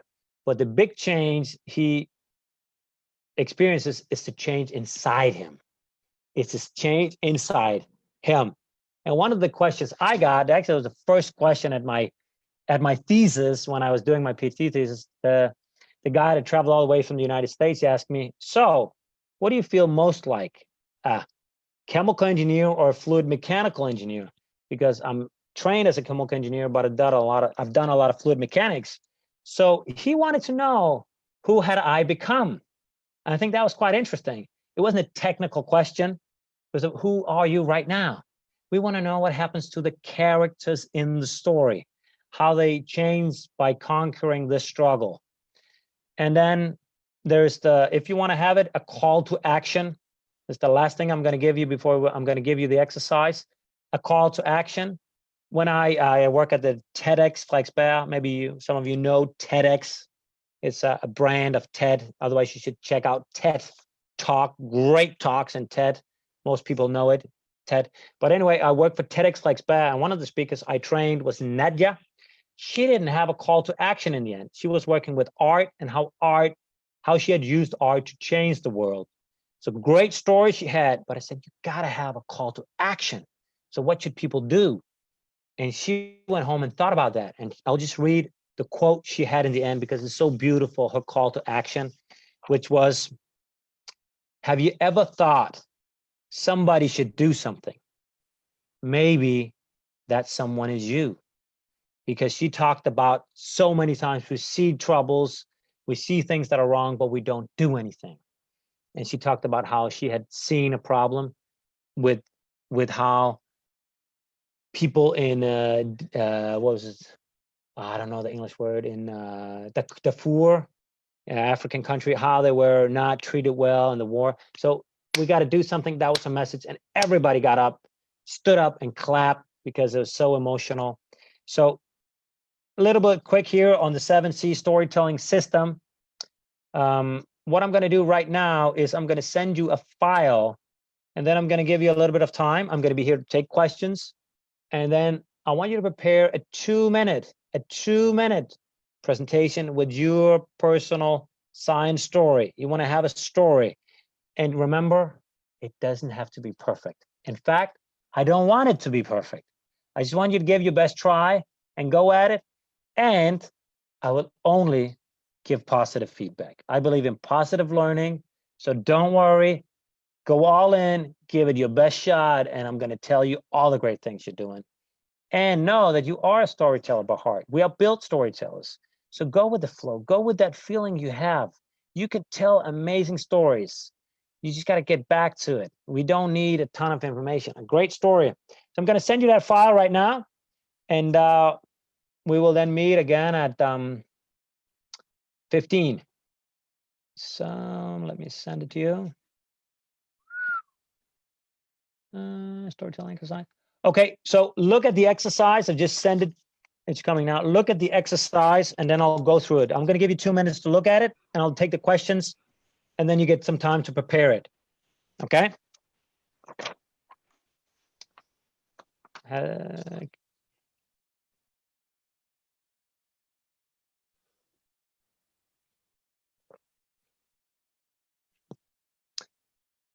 Okay.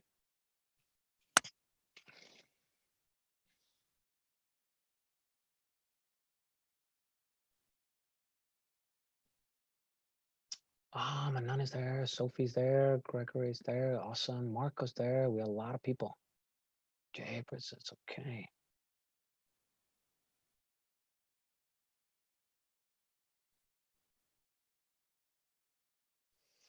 Okay, did everybody get the exercise? Bella, you look confused or?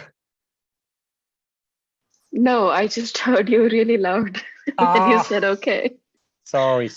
I'm going to reduce my volume. Yeah. Okay, anyway, that's the exercise. It might be a little bit overwhelming, but we're going to take it easy. We're going to do our best. We have till 30, and we're probably going to have to have everybody talk, but hopefully a few people. So the first part is discover your message. Maybe you know it, maybe you don't. I put down a few questions. I want to feel your passion. Why are you passionate about this? What's the burning thing inside of you? And then there's the story. You got to have some characters and you got to have a struggle. And if you have time to do all of this, you probably don't, but otherwise go for struggle and character and point of the story, right? 3 things. Your characters, you got to have them, you got to have a struggle, and then you have your point of the story, how you overcame that struggle. 1, 2 minute, 1, maximum 2 minutes. So if you have 30 seconds, that's also okay. 1 to 2 minutes. And we're doing the first part as well. We're doing the first part and 3 things in the second part. The story. You're telling your personal PhD story, why you're passionate about this, a problem you have overcome. It could be in your research. It can also be in another place. A problem you have overcome, and I want passion in it. Did that make sense, Bella? Okay. So 1 to 2 minutes presentation. And we start at, well, when you need 10 minutes, I'm going to give you less time than you need. So, because otherwise you're going to use the time anyway. So, and we start at 14:20. That means we'll probably get about 5 people in. If you are in doubt, if you need any help, write to me. And I posted a question before we went to the last break. Concept of research. Yeah, you could be long time ago. But, I posted a question long time ago before we went on to the last break. It was about a job interview video that people can send, and I wanted to know the top 5 things that make sense to be included in the video. Okay, let me have a look at it. It's slightly off topic, but you mentioned something about it, and I was curious. The point was just public speaking is important because you're probably going to have to make videos when you apply for jobs in the future. Sure, and I thought maybe I'll start with that already. Yeah. We're going to have chat afterwards on that topic. And how do the characters apply in context of research? Well, so this is from Aishavari. How do the characters apply? Well, they apply if, let's say you're standing in the laboratory and you describe you're there. It could be an equipment that's not working, that's struggling, or your supervisor giving you a great advice, or a book you finally found one day. That's also kind of a character. So so a scene, describe a scene while you're there, that moment. That's what I want. You see the people in front of you. You meet people every day. Okay.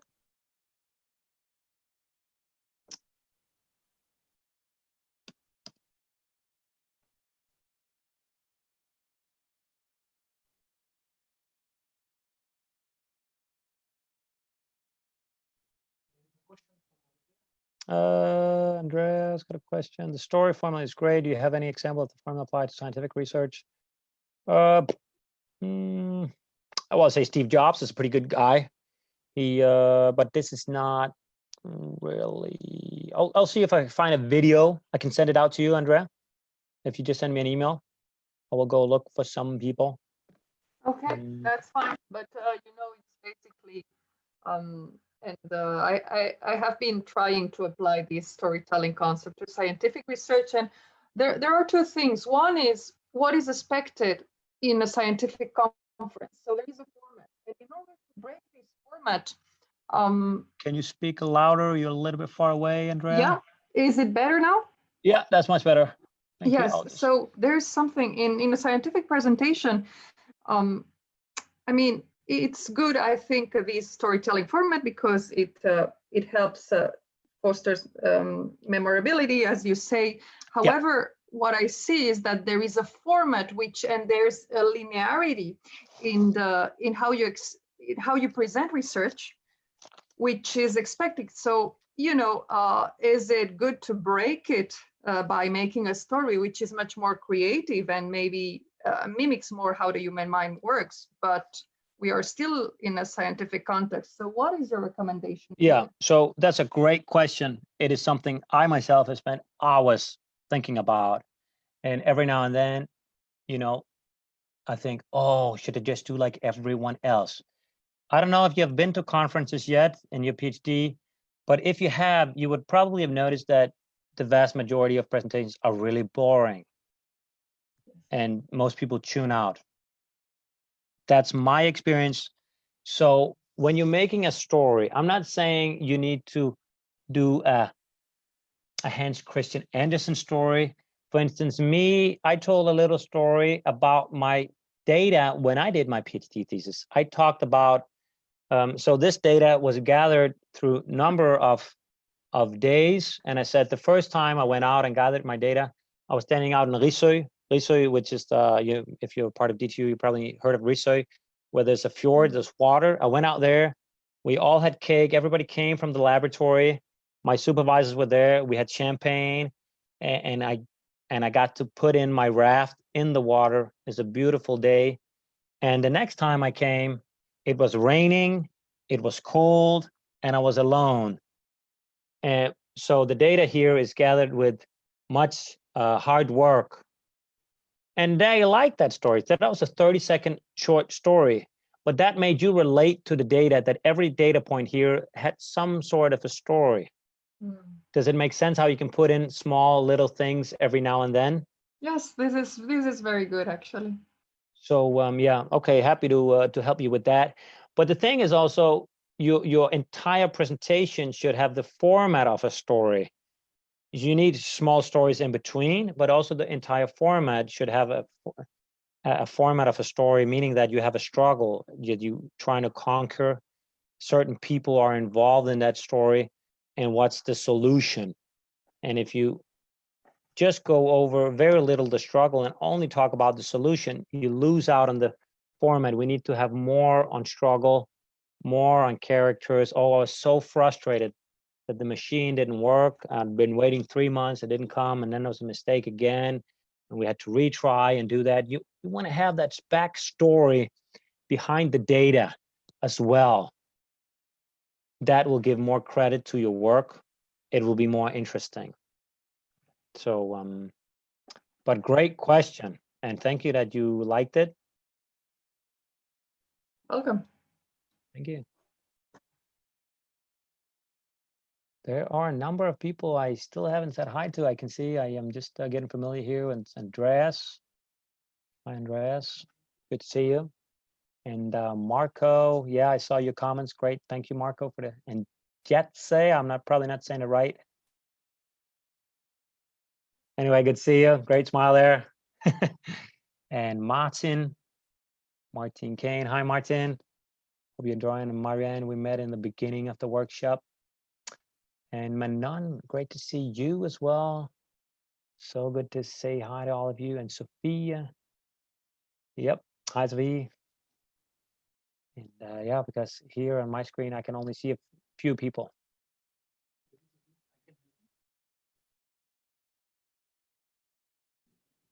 Ah, that's much better. Now I can see everybody. We're getting smarter all the time. Now I can see all of you. Did you not have a speaker view in the beginning? No, I didn't. I could just see 3 or 4 people. So I thought the workshop was just 3 or 4 people. So that's why I talked maybe only to you, Bella, and Gregory. So, and Vincent. So those are the kind of people I could mainly see. If you click on chat at the same time, there's a sidebar of chat on the right-hand side. Yeah. Oh, I'm having Juchi. He just helped me. So thank you.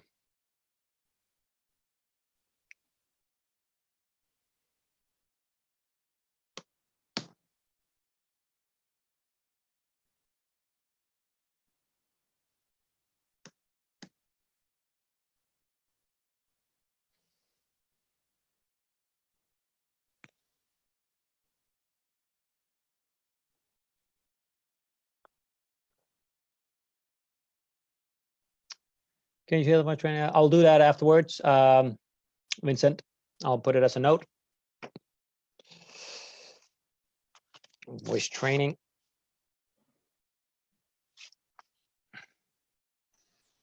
Does the story have to include our scientific results? No, it's not that important. It's mainly I want to have passion. want to have enthusiasm and struggle. So if you have a couple of results, that's great. Depends also how far you are. You know, if you have something, that's up to you, I would say. Did you get a chance to read our survey results by any chance? I will send out the survey result. Let me see what you had. I was a little bit late to send that. Survey monkey. So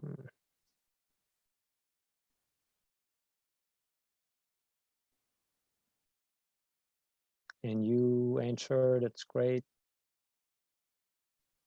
We have 14 responses.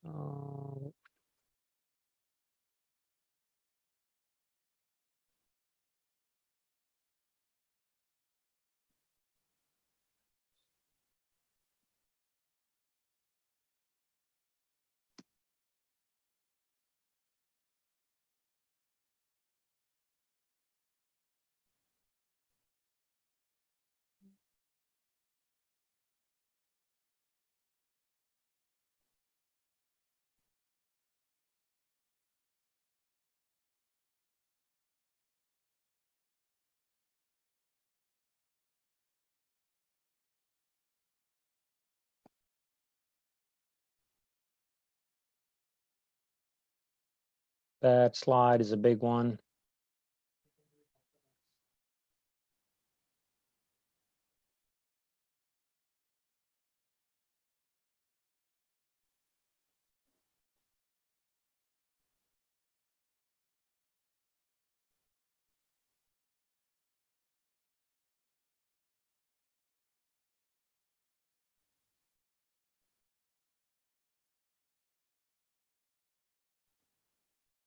Yeah, I'll share the results with you afterwards.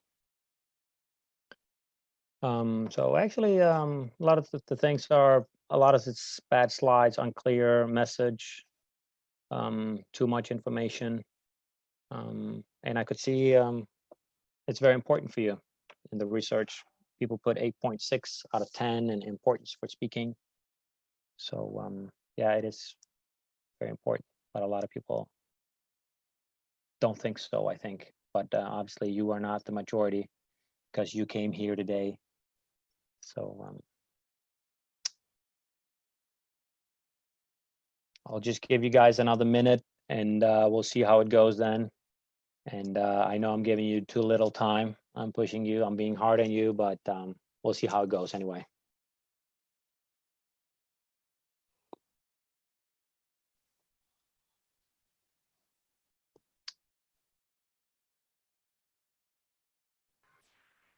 So I'm done, but I was wondering if I can just talk to you, Asger, in the meantime, while others get ready. Well, yeah, let's see. We'll wait to 22 and then we can have a chat afterwards, Bella. No problem.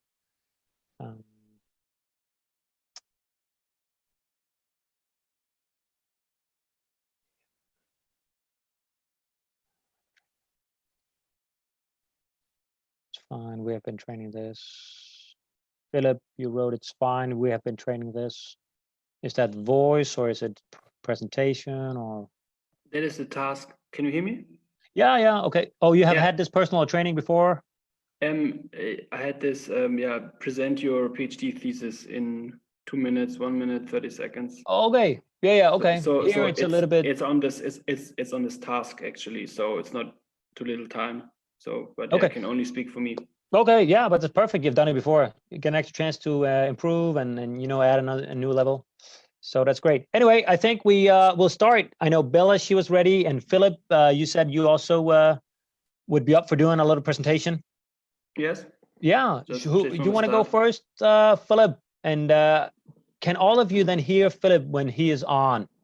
You should let me know if you can't hear it. So we're just going to give it up for Philip. Let's give him a big round. We will do a virtual clap here for Philip.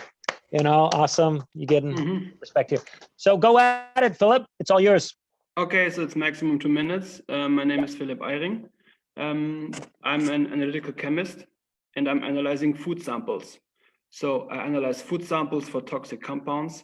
That is because the Danish state and general also European Union states need to test food samples, our food, for toxic compounds like pesticides or biotoxins, like mycotoxins, which come from fungi, or other toxic compounds from other plants. And I was, I did my PhD thesis in this field, and I should develop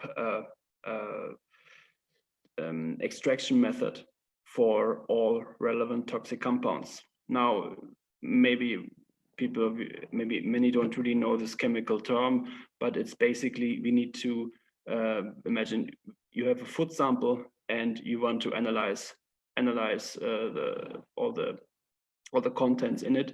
What you need to do is you need to extract it like a tea. You need to extract it with organic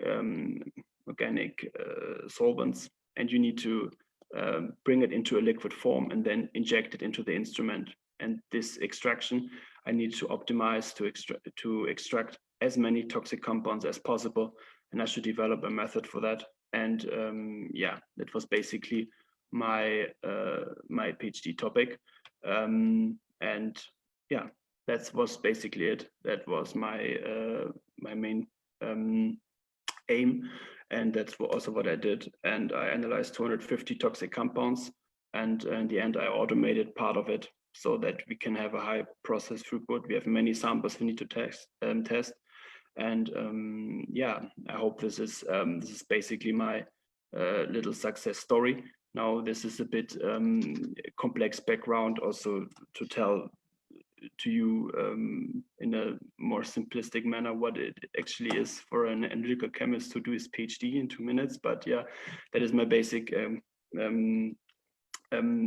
story. I developed a generic extraction method for food samples. Yeah. Fabulous, Philip. What a great work you've been doing. I think that was super, super exciting. So I love, you have a great voice. You have a clear message. So all in all, wonderful job you're doing. Really like it. It was clear. I could understand it's about extracting things, and your purpose was to then make it more automatic.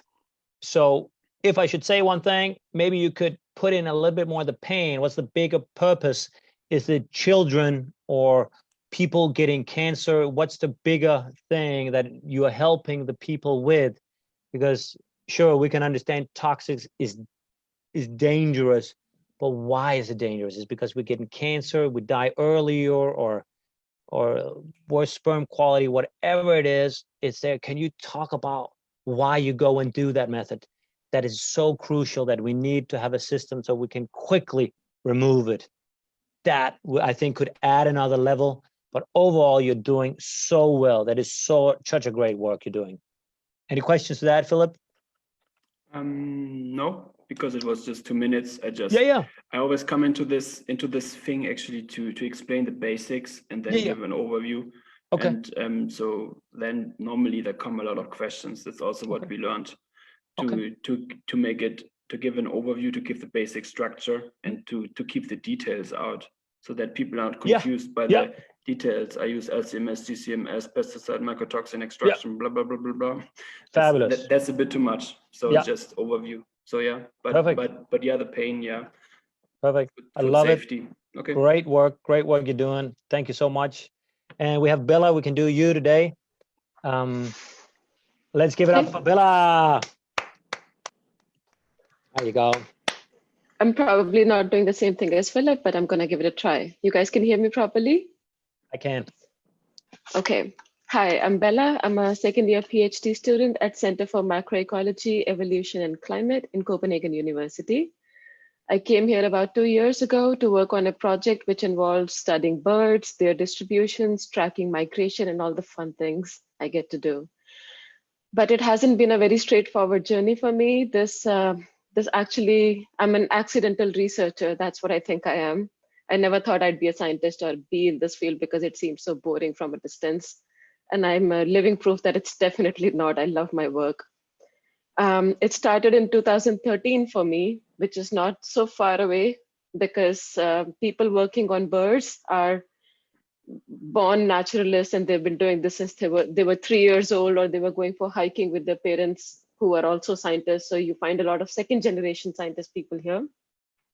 So I was in the Himalayas in 2013, where I did an accidental internship with these scientists from India and Australia who were looking at birds and their relationship with the plants and seed dispersal. Not to go too technical, but I spent 1 month there. And when you wake up in a protected forest area at 3 a.m. every morning, you kind of fall in love with all of it, with protected nature. And after spending a month on learning about birds, I fell in love with birds, absolutely. I'm really fond of them. I traveled for a couple of years throughout India, going to different jungles, wetlands, and different habitats. And there was this one thing that made me super curious, was that how come the birds I saw in the northern Himalaya, I don't see the same birds in Western India or in Southern India? And I did a master's about this later on. I did a master's by research where I looked at Himalayan birds, but the idea was that I also wanted to see how this uneven distribution of birds could be impacted by the way birds move. Not all birds would fly the same way, and that has been proven in a very indirect manner.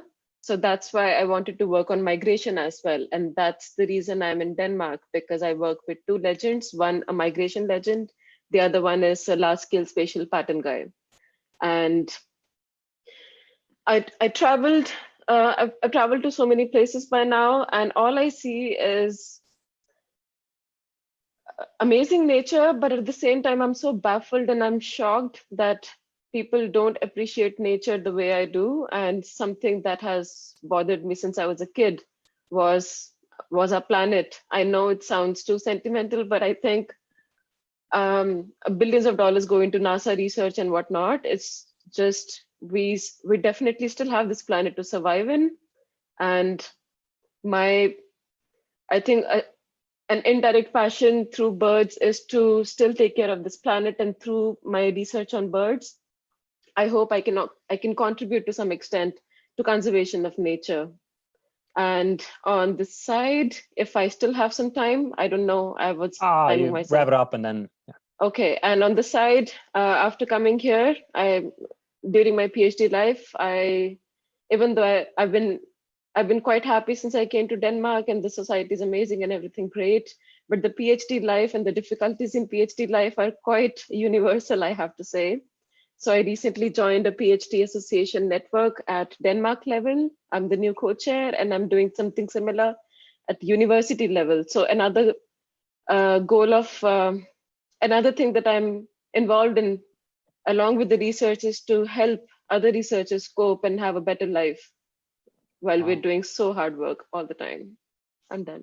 What a beautiful story, Bella. Very well done. Really like it. I think all of us, I can just speak for myself, but I would be surprised if you didn't feel that passion.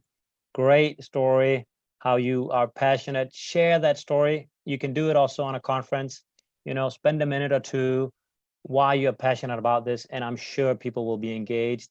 And you share the story how you gathered this data in the jungle, in the wetland. I could imagine you going there, getting those samples, and really, that was just beautiful, beautiful. Great way to put in your own personal story, and then obviously with your great results, people are gonna listen and take action. Anyway, I'll just spend a minute or two before we finish up, because we were supposed to finish 2:13, and then one of the things I was teaching you, never go over time, and now we've gone a minute over time. So if you enjoyed this workshop, you want to get to know more about me, you're so welcome to. And yes, the accidental researcher, I love that. It's in a storytelling world. It's called The Reluctant Hero. So that was just great. You have that. You're a reluctant hero, Bella. So if you want to follow me more, you can go check me out on my LinkedIn profile, my webpage. If you happen to think this was a great seminar and you would love me to come maybe in your research group or some other areas where you're working, you're getting around, I would love to come. Shoot me an email in the first instance. Why not just connect on LinkedIn and you can see what happens. I put up frequently videos, tips on public speaking. So if you haven't liked this, I'm sure you could get a lot of value out of the tips I'll put. So I'll just share my my links with you. Let me see where I have it. Yeah, I'll just put it here anyway. I have a couple of things. So It's been great and interesting. Andreas, you like that, Yeah. Andreas? Yes. Very nice. Let me get a little bit of feedback. That's so nice, wonderful. Anybody else want to share a comment or two before we finish? A key takeaway you had? Manon, we didn't. Thanks a lot. Thanks a lot for the You seminar. got some value? Yes, I really liked it, especially to have clear this thing of a telling story. I think it's very clear to, I mean, when you see it from the outside, as you do, it's very clear. I never thought on it like this. Like with Great. the character, the curtain, it's very good. Yeah. Thank you, thank you. I need to leave, but thanks a lot for the time. That's great, my pleasure. How about you, Manon? We didn't talk. About the really great speech. It was amazing and very motivating. For me, I've heard about storytelling before, but this was the first time that I could actually incorporate it as well for research, because it was for me always an idea of like books and arts, but not really related to research. And I think you've shown that it's really possible to use it for research too. Wow, thank you. Great, great. You got value out of it and can see how storytelling can be used in research. How about Marco? You had a couple of questions along the way. Did you get some value? Yes, thank you. Absolutely. I'm very inspired, and I took like 3 pages of notes here. So I'll have to do some homework afterwards. Great. Yeah. So If you can share them with the rest of us.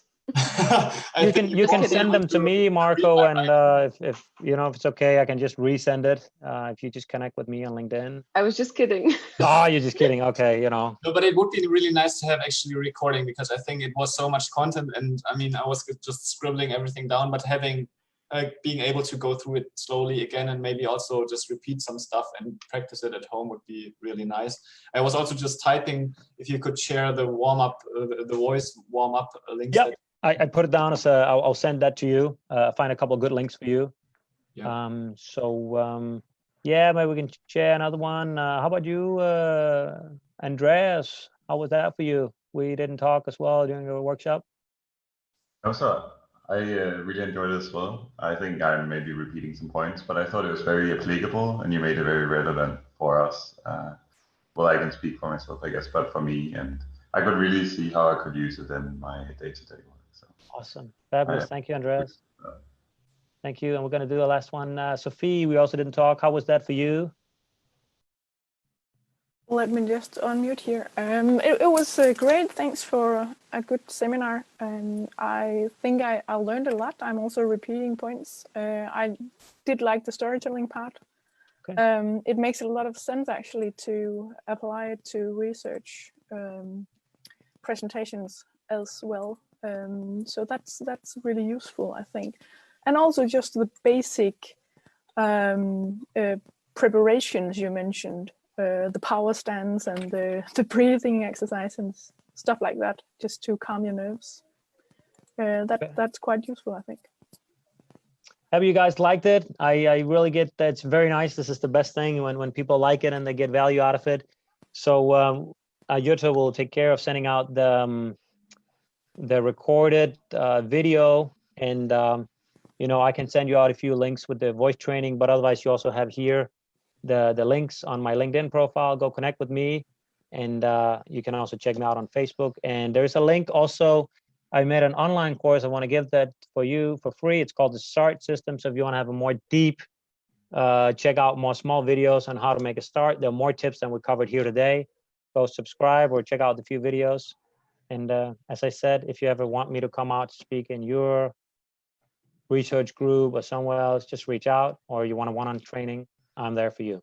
So I don't have anything more to say. I just want to bring you in, Jutsu, because you take care. And Adam, we have Adam as well here. Yes. Adam, he didn't say. Adam, maybe you want to say something? No, just I'm glad everyone had a great time here. And like I messaged everyone that we have the Facebook page has the DTH on the DTU PhD Association. You can find this recording. So feel free to go check that out whenever you have a chance. So thank you a lot, Adam. Thank you a lot, Jutsu, for making me come here. And thank you for all of you that participated so much. Thank you for the positive feedback. And hopefully we'll meet in real life.